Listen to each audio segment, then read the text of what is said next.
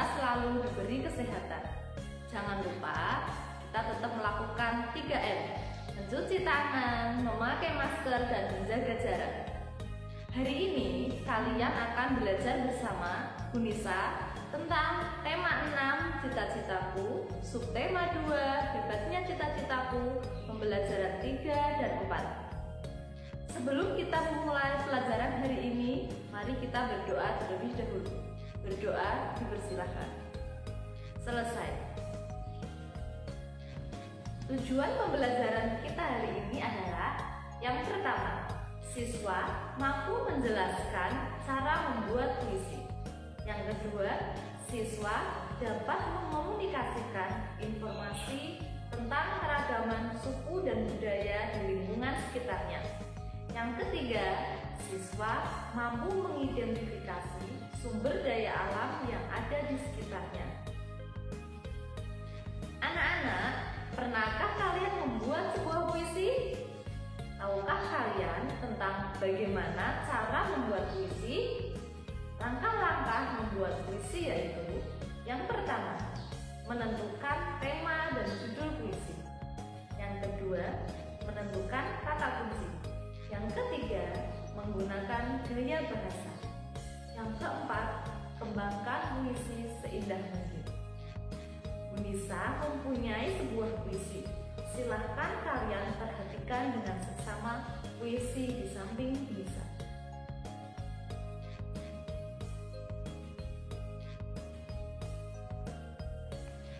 Untuk belajar membuat puisi, cobalah kalian lakukan hal berikut ini.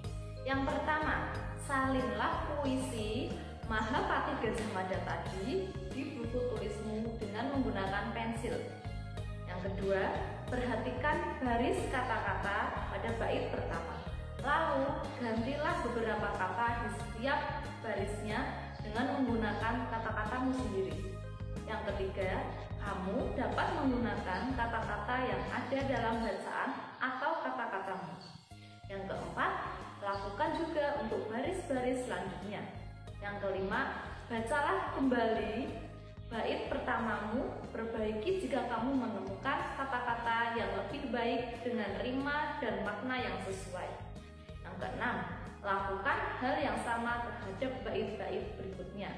Yang ketujuh, setelah selesai silahkan bacakan puisimu dan dikirim ke grup WA guru. Anak-anak, pada puisi Mahapati Gajah Mada menceritakan tentang usaha beliau dalam meraih cita-citanya untuk mempersatukan NKRI dengan semboyan Bhinneka Tunggal Ika.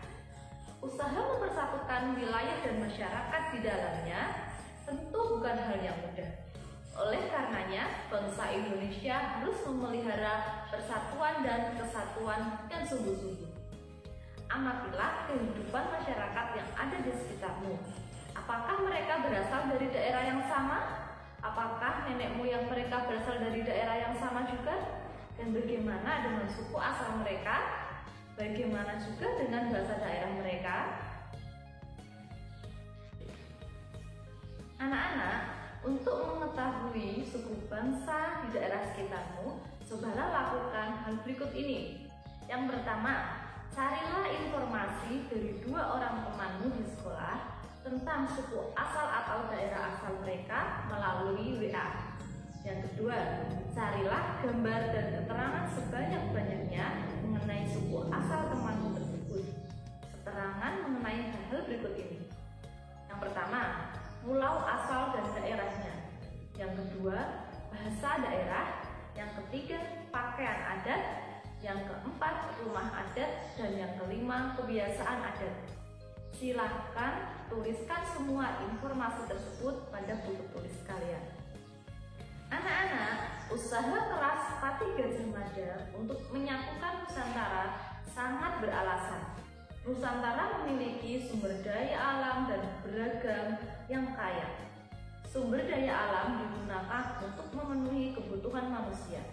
Tahukah kalian apa yang dimaksud dengan sumber daya alam? Ya, betul sekali. Sumber daya alam adalah segala sesuatu dari alam yang dapat digunakan untuk memenuhi kebutuhan hidup manusia. Jenis-jenis sumber daya alam yaitu: yang pertama, jenis sumber daya alam berdasarkan sifatnya. Ada dua, yaitu sumber daya alam yang dapat diperbaharui seperti hewan, tumbuhan, udara, air, sinar matahari, dan sebagainya. Yang kedua, sumber daya alam yang tidak dapat diperbaharui seperti bahan galian dan bahan tambang. Jenis yang kedua yaitu sumber daya alam berdasarkan jenisnya. Ada sumber daya alam hayati dan sumber daya alam non hayati. Sumber daya alam hayati seperti hewan, binatang, telur, daging, ikan, dan sebagainya.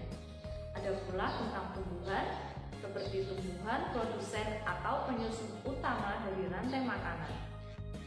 Jenis yang sumber daya alam non hayati seperti tanah, air, udara, sinar matahari, dan hasil tambang.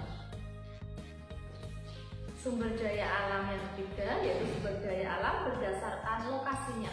Ada sumber daya alam akuatik seperti ikan, rumput laut, terumbu karang, udang, kepiting, dan sebagainya.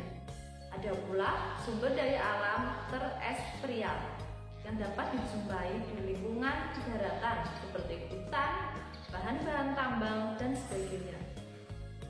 Kemudian sumber daya alam berdasarkan pembentukannya. Ada sumber daya alam materi, sumber daya alam energi, sumber daya alam ruang, dan sumber daya waktu. Yang kelima, sumber daya alam berdasarkan daya pakai dan nilai ekonomis. Ini dibagikan menjadi dua, yaitu sumber daya alam ekonomis seperti emas, perak, minyak bumi, dan lainnya. Ada juga sumber daya alam non ekonomis seperti sinar matahari, udara, dan air. Ya, anak-anak sudah paham kan tentang macam-macam sumber daya alam tadi? Sekarang silahkan kalian perhatikan daerah di sekitar tempat tinggalmu. Amatilah beberapa sumber daya alam yang ada di sekitarmu. Catatlah sumber daya alam tersebut di dalam tabel, lalu lengkapilah dengan keterangan manfaat sumber daya alam tersebut bagi lingkungan sekitarmu. Anak-anak, sudah paham kan tentang materi hari ini? Hari ini kita telah belajar tentang yang pertama, langkah membuat puisi. Yang kedua, keragaman suku dan budaya di lingkungan sekitarmu. Yang ketiga, sumber daya alam. Semoga pembelajaran hari ini bermanfaat ya. Sampai jumpa dan terima kasih. Wassalamualaikum warahmatullahi wabarakatuh.